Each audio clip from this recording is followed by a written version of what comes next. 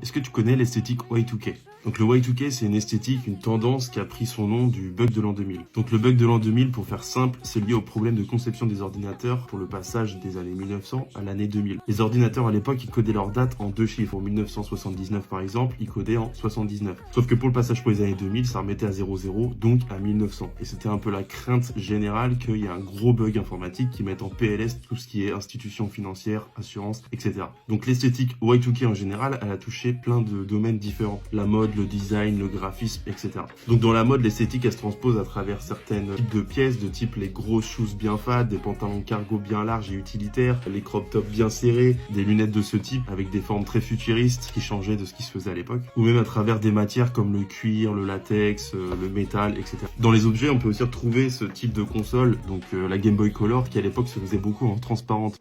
Je pense que dans les gens qui me regardent, il y a sûrement certaines personnes qui avaient des consoles transparentes. C'était vraiment l'esthétique à l'époque, un peu glossy, flashy, comme le premier iMac qui est sorti. La mienne, elle est dégommée sa mère. On peut aussi retrouver l'esthétique Y2K dans des films classiques, c'est Matrix qui a vraiment propulsé cette tendance aux yeux du grand public. Le côté dystopique sur la technologie et l'impact qu'elle aura sur nos vies, c'est un peu le concept de Matrix, et même dans leur esthétique vestimentaire à base de cuir bien serré, c'était vraiment dans la tendance Y2K. Le graphisme, en général, il y a certaines marques comme Walkman, Samsung ou DDP qui ont adopté vraiment des styles de logo Y2K, donc avec une esthétique un peu bubble, des formes arrondies, courbées, même l'utilisation de certaines formes type les cœurs ou les étoiles, on retrouve pas du tout aujourd'hui dans les logos qui sont toujours très très simples. Après, suite à des problèmes sociétals très larges, guerre, la fin de la bulle internet, etc., ça a vraiment donné un coup final à cette esthétique qui a disparu petit à petit. L'excitation liée à la technologie et à l'évolution exponentielle de ça, à l'époque on le voyait un peu comme quelque chose qui allait nous sauver, on s'est vite rendu compte que ça allait pas être le cas. C'est là où on voit que la mode au sens général, elle est cyclique, parce que le Y2K c'était 1994 à 2004 environ, et on peut voir aujourd'hui que l'esthétique Y2K elle revient à la mode. Il y a 10 ans, si tu te sapais avec certains types de fringues qu'on pourrait considérer comme dans l'esthétique et dans la tendance Y2K, on trouvait ça trop enfantin, un peu provocateur, parce que les shorts courts,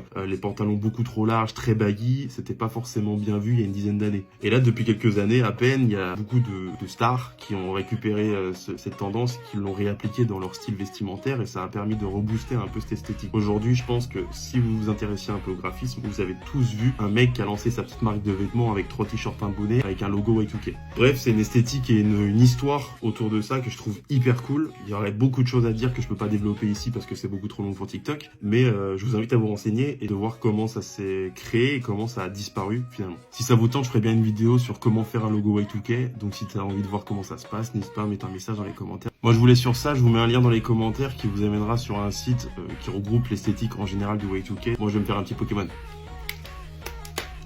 J'ai plus de batterie.